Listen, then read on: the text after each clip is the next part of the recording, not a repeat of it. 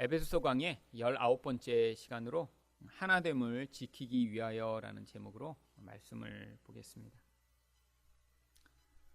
대부분의 바울 서신은 전반부에서는 성도의 신분과 정체성에 대해서 이야기를 하고, 하반부에서는 그렇기 때문에 성도로서 마땅히 행해야 할 바에 대해서 이야기를 하고 있습니다.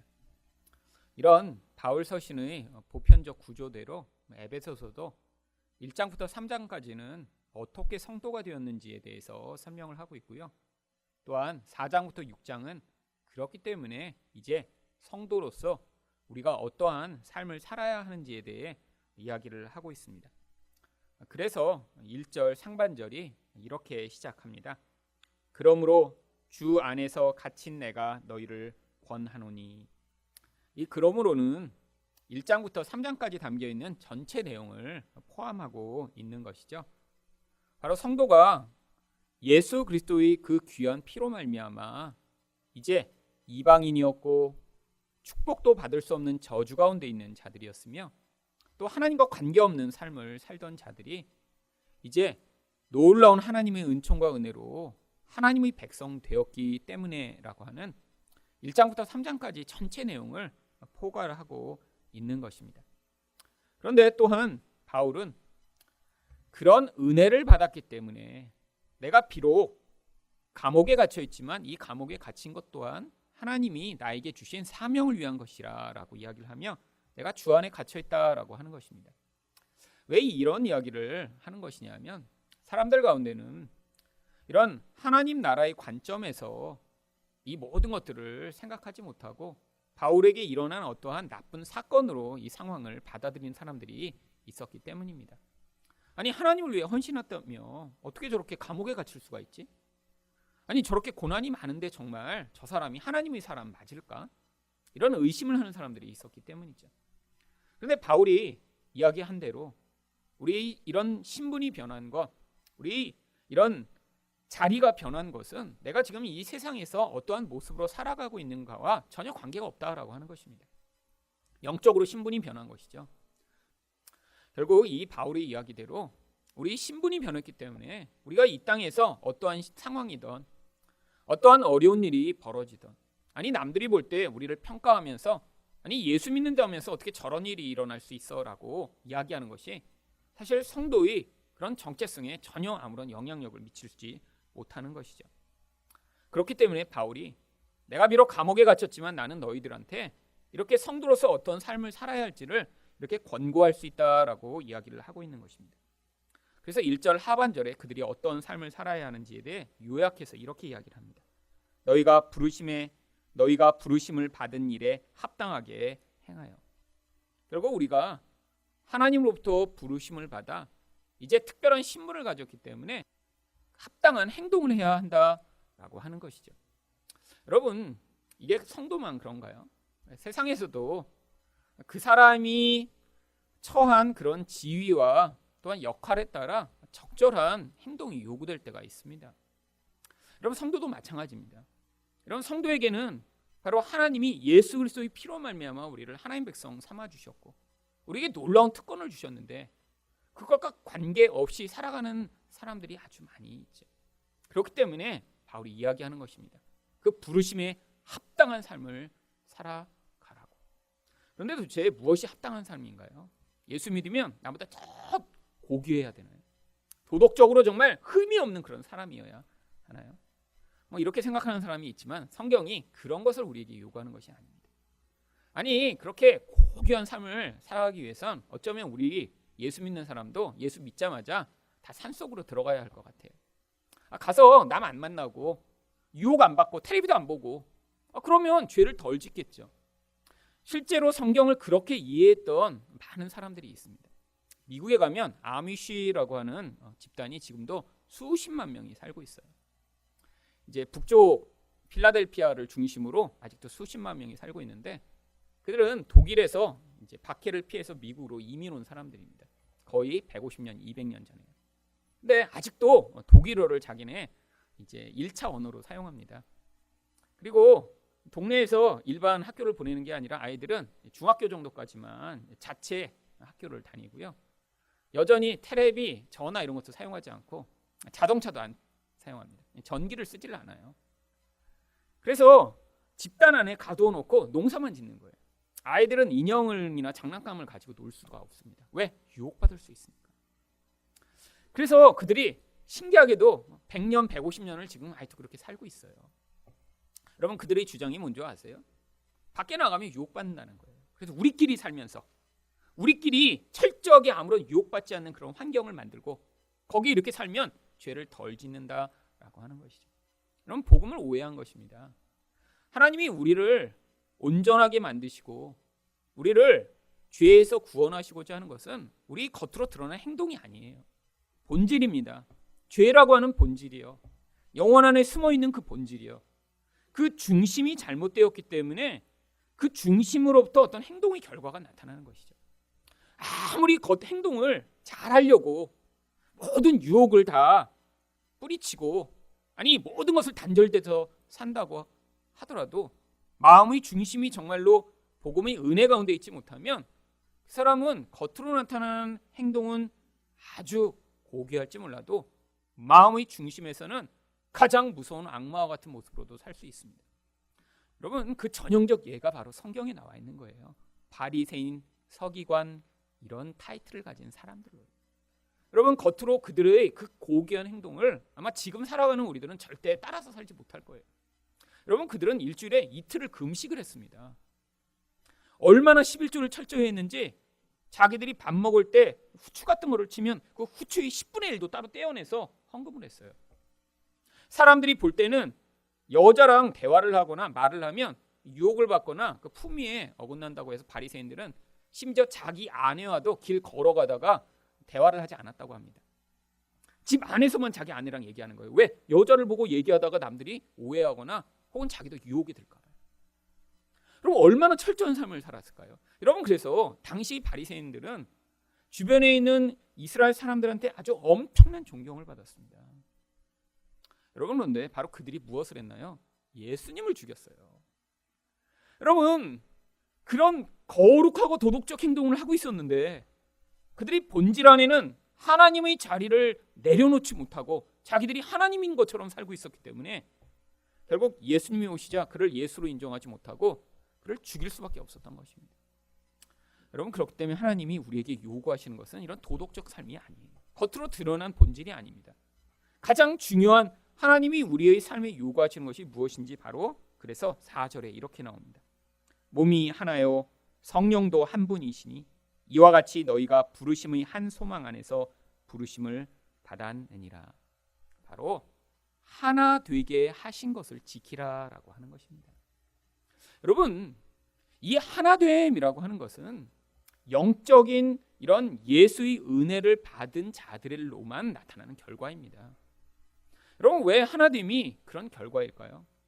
죄가 들어와서 결국 인간을 파괴시킨 가장 무서운 파괴가 각자를 하나님인 것처럼 행세하고 살도록 만드는 바로 하나님 노릇하도록 만드는 이 죄성이 인간의 영혼 안에 깊이 뿌리내렸기 때문입니다.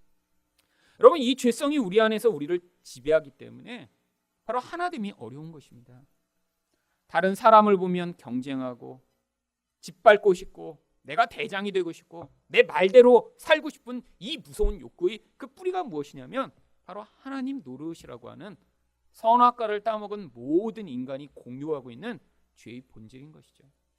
여러분, 그래서 바로 이런 성령으로 말미암아 강력하게 우리 이 죄성이 다루어지지 않으면 절대로 하나됨은 불가능한 것입니다. 그래서 하나님이 바로 이 성도로부터 요구되는 가장 중요한 이런 삶으로 바로 하나됨을 요구하시는 것이죠.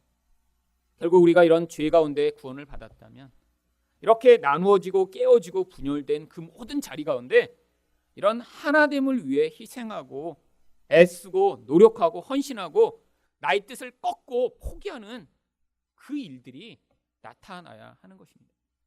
여러분, 가정이나 교회나 마찬가지입니다. 싸우고 분열하는 모든 곳에 가보면 반드시 똑같은 현상이 나타납니다. 누군가 대장을 하고 싶은데 결국 그 대장하고 싶은 그 사람도 자기 욕심으로 대장을 하고 싶고요. 그리고 또 누군가 대장하는 것을 안 있고 하며 그 자리에서 끌어내려 자기가 대장하고 싶은 사람이 있기 때문에 여러분 가정이나 교회나 분열이 그치지 않는 것이죠. 여러분 정말 이 분열의 그 반복적인 그 무서운 틀로부터 우리가 벗어나는데 그래서 바로 이런 하나님이 놀라운 은혜가 반드시 필요한 것입니다. 성도라면 우리 안에 하나님이 성령으로 말미암아 그래서 이 깨어짐과 분열에 고통하고 아파하며 그 깨어진 것을 하나 되게 만들고 싶은 그런 열망을 우리 안에 넣어 주십니다. 바로 우리는 그 열망을 따라 우리가 기회 되는 대로 도대체 어떻게 이 하나됨을 이루어 갈 것인가를 고민하며 추구해야 하는 것이죠. 그렇다면 하나됨을 지키기 위해 어떻게 해야 하나요? 첫 번째로 겸손과 온유를 가져야 합니다. 2절 상반절입니다. 모든 겸손과 온유로 하고. 결국 우리 모든 행동의 근원이 겸손과 온유의 바탕을 두어야 한다라고 하는 것이죠. 여러분 겸손이 무엇인가요? 하나님을 모든 것의 중심에 놓고 하나님만을 의존하고 사랑하는 상태를 바로 겸손이라고 합니다. 겸손하지 않은 사람은 어떤 상태 가운데 있나요? 교만합니다. 눈에 보는 것으로 자기의 의존을 삼은 뒤에 그것이 조금 남보다 더 많이 있거나 그것으로 내 자신을 조금 더 높일 수 있으면 그것으로 힘을 삼아 남을 무시하고 비웃고 남을 짓밟는 일들을 하는 것이 모든 사람들의 본성이죠. 결국 교만하기 때문에 어떤 반응을 하게 되나요? 바로 강팍한 반응을 하게 됩니다. 내가 눈에 볼 때 중요하다고 생각하는 것, 그것이 나의 인생 가운데 너무나 크게 영향을 미치기 때문에 바로 하나님이 요구하시는 것들을 순종할 수 없는 이 상태, 그게 바로 강팍함의 상태입니다. 그렇다면 온유는 무엇인가요? 바로 세상의 것을 의존하고 있지 않기 때문에 하나님이 말씀하시는 것이 무엇이든 간에 순종할 수 있는 상태를 온유라고 이야기를 합니다. 그래서 이 온유라고 하는 프라이스는 원래 짐승을 길들여서 원래 야생말로 살아가던 그런 야생마와 같은 존재가 이제 주인에 의해 길들여져서 주인이 뜻대로 움직일 때 바로 여기서 온유하다라고 하는 표현을 사용하고 있는 것이죠. 결국 모든 사람은 내가 높아지고 내 의견이 관철되고 내 원하는 대로 되고 내가 바라는 것이 이루어지기를 원하는 마음을 가지고 있는데 바로 하나됨을 위해서는 그것들을 내려놓고 정말로 하나님의 뜻이 무엇인가 내 안에서 그 뜻에 따라 반응할 수 있는 바로 그런 자세가 필요한 것이죠. 여러분 그런데 이 겸손과 온유를 우리가 노력하면 가질 수 있는 것인가요? 아닙니다. 여러분 겸손과 온유를 어떻게 가질 수 있는지 마태복음 11장 29절은 이렇게 이야기합니다. 나는 마음이 온유하고 겸손하니 나의 멍에를 메고 내게 배우라. 그리하면 너희 마음이 쉼을 얻으리니. 예수님이 말씀하십니다. 나는 마음이 온유하고 겸손하다고요. 어떠시다는 거예요? 예수님은 하나님만을 의존하고 계시고 예수님은 하나님 뜻대로 죽기까지 순종하는 분이시라고요. 그런데 우리와 멍에를 같이 매시겠대요.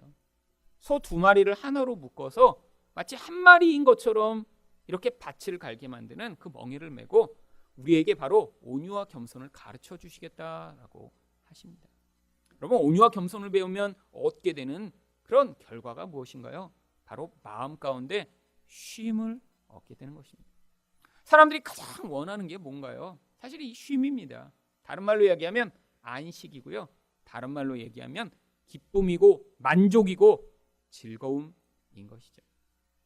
그런데 사람들이 이런 즐거움과 만족과 안식을 얻지 못하는 진짜 이유가 무엇이냐면 좋은 여행지에 가지 못하거나 세상에서 남들처럼 많은 돈을 갖고 있지 못해서 이런 안식을 얻지 못하는 것이 아니라 바로 우리 마음이 교만하고 강팍하기 때문입니다. 가정이나 교회도 마찬가지입니다. 내가 왕이 되고자 할 때는 우리 가운데 절대로 안식이 있을 수 없습니다. 예수님이 왕이 되셔야죠. 예수님이 이끄시는 대로 우리 인생이 자연스럽게 이끌려 가는 것이 우리에게 불편하고 힘들지 않아야죠. 모든 사람들이 다 그런 태도를 가지고 있어야 하는데 그렇지 못할 때가 있습니다. 그래서 우리가 항상 변명거리가 생기는 거예요. 아니 나라도 이렇게 저렇게 정말 왕 노릇하는 사람을 막아주지 않으면 이 가정 아니 이 교회가 그러면 저는 마귀 같은 사람이 다 지배해갖고 잘못되면 어떡해. 그래서 나라도 저 사람을 이제 막아서 이 교회가 잘 되도록 해야 되지 않을까? 사실 그게 아니라는 걸 가르쳐 주시고자 사무엘상이 기록된 것입니다. 사무엘상에 보면 누가 나오나요? 이렇게 미친 것처럼 보이는 사울이 나와서 자기 마음대로 하려고 합니다. 그런데 다윗이 어떻게 하죠? 죽일 기회가 있어도 죽이지 않아요. 왜요? 그 상황 그 자체를 하나님이 주신 것으로 받아들입니다. 여러분, 이게 바로 놀라운 거죠. 우리가 바로 그걸 인정하지 못하기 때문에 그렇게 힘든 거예요. 여러분, 그런데 결국 하나님이 우리에게 자꾸 요구하십니다. 우리는 이런 하나님이 뜻대로 온전하게 반응할 수 없지만 결국 우리 안에서 나타나는 이 갈등의 상황들을 보며 결국 우리 안에 아직도 우리가 이런 온유와 겸손을 온전히 배우지 못했음을 인정하며 그 안에서 정말 선한 것이 무엇인가를 우리가 추구하도록 해요. 어떻게 우리는 그러면 이런 하나님의 인도하심, 성령의 인도하심을 따라 온전히 걸어갈 수 있을까요? 결국 이 땅의 인생을 통해 우리는 이 온유와 겸손을 배워가는 것입니다. 하나님이 가장 받아들이기 어려운 사울 옆에 다윗을 세워 놓으심으로 말미암아 거기서 다윗이 겸손과 온유를 배운 것처럼 우리 또한 우리가 받아들이고 우리가 그대로 순종하기 어려운 그런 환경과 상황을 주심으로 말미암아 우리 교만을 꺾고 거기에서 온유함과 겸손함을 가르쳐가고 계신 것이죠. 두 번째로 하나됨을 지키기 위hen 어떻게 해야 하나요? 인내로 용납해야 합니다. 2절 하반절입니다. 오래 참음으로 사랑 가운데서 서로 용납하고. 여러분, 여기서 얘기하는 오래 참음은 바로 성령이 우리 안에서 만들어내신 어떠한 우리 기질과 특성에서는 나타날 수 없는 어떤 종류의 결과를 얘기하는 거예요. 그래서 이 오래 참음이 성령의 열매 가운데 하나입니다. 갈라디아서 5장 22절과 23절을 보시면 오직 성령의 열매는 사랑과 희락과 화평과 오래 참음과 자비와 양성과 충성과 온유와 절제니 이 같은 것을 금지할 법이 없느니라. 여러분, 여기 나와 있는 이 모든 9가지 열매는요, 누구가 열심을 내면 남보다 조금 더 사랑이 많고 누군가 열심을 내면 뭐 자비가 더 많아지고 하는 그런 내용이 아닙니다.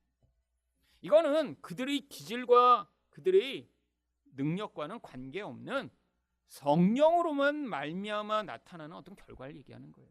그 중에 오래 참음은 단순히 그냥 견뎌내는 걸 이야기하는 것이 아닙니다. 좀 착하기 때문에 누가 그렇게 화내도 그냥 그게 그렇게 힘들지 않게 이겨내는 걸 얘기하는 게 아니라 이 오래 참음은 하나님의 시각을 가지고 죄인이며 연약한 인간들이 그 연약함을 벗어나 성장할 때까지 기다려줄 수 있는 능력을 오래 참음이라고 얘기하는 거예요. 여러분, 이거는 하나님의 은혜를 받아 나 같은 연약하고 나같이 부끄러운 짓을 하는 자를 하나님이 끝이 없이 기다려주시는 은혜를 경험한 사람만이 만들어낼 수 있는 바로 그런 은혜의 결과입니다. 여러분, 그냥 참으면 어떻게 되냐면 우울증에 걸립니다. 여러분, 누군가 옆에 있는데 10번, 20번 힘들게 하는데 그냥 참아요? 여러분, 성격이 좀 좋은 사람은 20번 정도 참을 수 있겠죠. 근데 나중엔 폭발합니다. 너무 성격이 착해서 밖으로 폭발 못하면 자기한테 스스로 폭발해요. 그게 우울증이에요. 분노 억제증이에요. 여러분, 대부분은 2-3번 하고 폭발하죠. 2-3번 하고.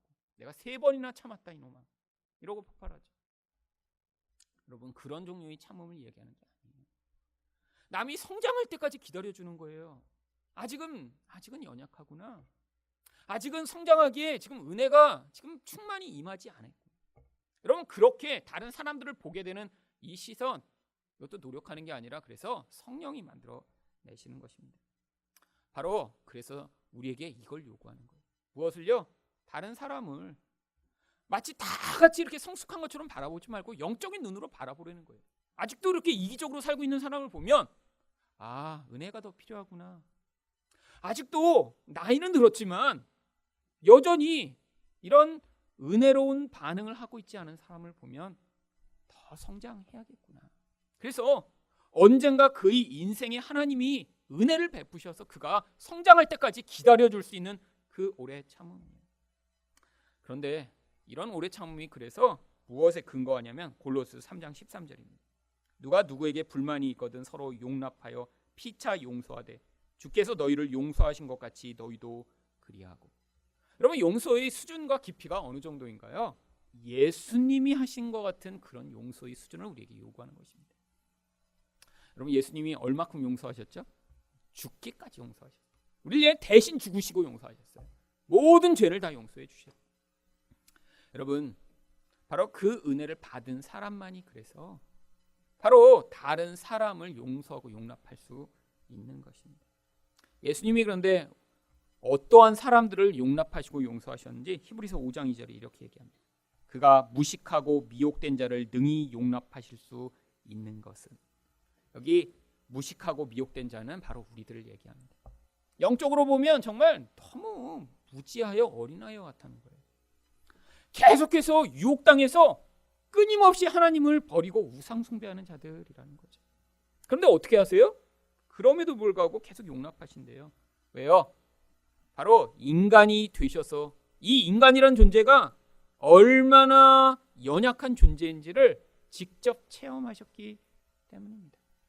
여러분, 우리 하나님은 하늘에만 계시면서 우리를 이런 정말 연약하디 연약한 육신 가운데 집어넣으시고, 아니 왜 이렇게 잘 못해?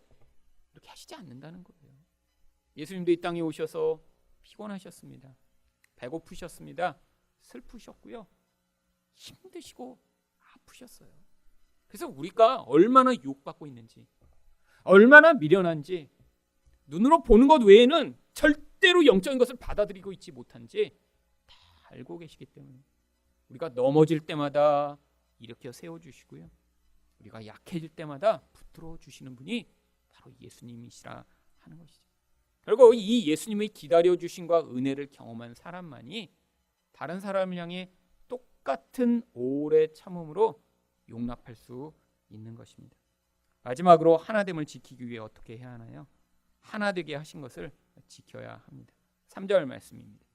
평안의 매는 줄로 성령이 하나되게 하신 것을 힘써 지키라. 원래 예수를 믿으면 그 순간 우리는 영적으로 하나님과 성령에 의해 이렇게 하나 되는 놀라운 은혜를 받습니다. 고린도전서 12장 13절입니다. 우리가 유대인이나 헬라인이나 종이나 자유인이나 다 한 성령으로 세례를 받아 한 몸이 되었고 또 다 한 성령을 마시게 하셨느니라. 한 몸이 되었다라고 하는 것은 바로 하나의 교회로 영적으로 편입되었다라고 하는 것이죠. 이렇게 영적으로는 하나가 되었는데 문제가 있습니다.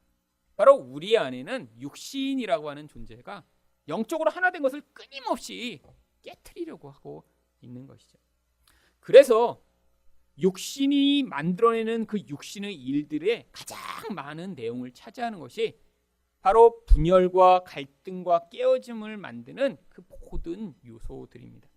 갈라디아서 5장 19절부터 21절 가운데 바로 이런 육신의 일 가운데 가장 많은 분량을 차지하는 이런 관계가 깨어지는 내용들을 보시면, 육신의 일은 분명하니 원수 맺는 것과 분쟁과 시기와 분냄과 당짓는 것과 분열함과 이단과 투기와, 여기 나와 있는 이 모든 내용은 다 서로 분열케 하는 내용을 이야기합니다. 여기 나와 있는 이단 또한 기독교의 이단을 얘기하는 것이 아니라요, 사람들 사이에서 따로 모여서 다른 사람들, 저들은 우리랑 달라, 그래서 따로 분파를 만드는 것을 이단이라고 하는 거죠. 여러분, 그런데 이런 내용들이 사실 교회 안에 아주 흔히 벌어지는 일이죠. 사람과 다른 사람들을 분열하여 서로 편을 나누고 질투하고 나누고 화내고 시기하고, 이게 바로 우리 예수를 믿은 자들, 성령으로 하나 됐다라고 하는 자들 가운데도 여전히 나타나는 우리의 육신의 모습인 것입니다. 그러니까 이런 육신적 일이 많이 나타나는 교회나 가정은 어떤 상황인 것인가요? 아직 이런 예수 그리스도로 말미암는 은혜가 충만하지 않고 미숙한 사람들이 많이 모여 있는 것이죠. 여러분, 아이들도 키우다 보면 어린아이 때 정말 아주 사소한 거 가지고 싸웁니다. 근데 이제 좀 크면 사소한 거로는 덜 싸워요. 확실히 덜 싸워요. 근데 어려서 싸운 걸 보면 진짜 사소한 걸 싸워요. 사소한 거. 자기가 문 먼저 열겠다고 하다가 그거 가지고 싸우고, 내가 먼저 불 켤 거야, 그거 줘서, 그래서 네가 한 번씩 켜, 그러면 네가 마루불 켜고 너는 안방불 켜. 아니야, 내가 마루불 켤 거야. 근데 왜 그런 걸 가지고 싸워? 정말 화날 정도로 엉뚱한 거 가지고 싸워요. 여러분, 어려서 그렇죠. 어려서. 여러분 교회도 마찬가지입니다. 아무것도 아닌 것으로 분쟁하고 있다면 미숙한 사람들이 너무너무 많은 거예요. 여러분 근데 싸워야 합니다. 여러분 그래서 만약에 집에서 애들이 싸우는데 우리가 절대 못 싸우게 하면 어떤 일이 벌어질까요? 여러분 싸우면서 크는 거죠. 싸우면서 이런 갈등과 분열이 얼마나 고통스럽고 힘들고 불편한가를 집에서 경험해야 되는 거예요. 집에서. 그래서 내가 이기적으로 살면 이렇게 삶이 힘들구나. 여러분 그래서 형제가 많은 집 아이들은요. 어려서 그래서 형제가 많으면 한 번도 안 싸울 거예요. 명수가 늘어날수록 싸움의 강도와 깊이가 더 많아집니다. 여러분 집에 한 10명쯤 이렇게 되는 집에는요. 얼마나 정말 거의 전쟁터처럼 살죠. 전쟁터처럼. 여러분 근데 놀라운 사실은 뭔지 아세요? 10명쯤 되는 집 그런데 아이들이 나중에 성장하면요. 굉장히 우애가 좋고요. 개인적으로도 정말 굉장히 이타적이면서 성숙한 삶을 살아가는 경우가 많아요. 반대로 독자로 살았어요. 혼자밖에 없었어요. 싸울 일이 없죠. 늘 조용해요. 집에서는. 여러분 이런 아이들이 나중에 성장하면 어떻게 될까요? 그렇게 늘 조용하게 살까요? 아니에요. 여러분 이거는요. 검증된 거예요. 그렇게 독자로 산 아이들은 나중에 결혼하거나 그러면 굉장히 피곤합니다. 왜요? 이기성을 벗어나지 못했으니까요. 여러분 어려서 싸워서 그 이기성을 경험하며 내가 내 욕심대로만 세상을 살 수 없구나라는 것을 미리 배우는 것이 훨씬 더 유익된 것입니다. 교회도 마찬가지예요. 중요한 건요. 싸우더라도 두 가지가 아주 중요한 거예요. 첫 번째는 이런 분열이 나타날 때마다 자기 영적 수준을 깨닫는 것이 중요합니다. 여러분 교회에서 예배 열심히 드리고 헌금한다고 성숙한 게 아니에요. 진짜의 성숙이 나타나는 것은 여기 나와 있는 겸손과 온유로 반응하며 하나됨을 지키고자 몸부림치며 결국 이런 영적 모습이 나타나는 것이 이게 성숙함이죠. 근데 그렇지 못해서 분열이 나타나고 깨어질 때 그때 뭘 깨달아야 하나요? 내가 겉으로는 이렇게 성숙한 척하지만 내 안에는 아직도 어린아이처럼 내가 살고 있구나를 빨리 깨달아야 합니다. 그리고 바로 우리에게 하나님이 요구하시는 그러면 하나 되게 하고 성숙하게 나아가는 길은 무엇일까를 고민하고 기도해야죠. 하나님이 이것을 평안의 매는 줄로 우리 가운데 주신 것입니다. 어떻게 우리는 평안을 갖나요? 여러분 세상에서 사람들이 그 평안의 근원 안에 발을 내딛고 서지 못하는 진짜 이유는 바로 두려워서입니다. 뭐가 두렵죠? 실패할까 봐 두렵고요. 내가 남이 나를 평가할 때 뭔가 모자라고 뭔가 잘못하고 있으며 뭔가 온전하지 못하다고 평가할까 봐 두려운 것이죠.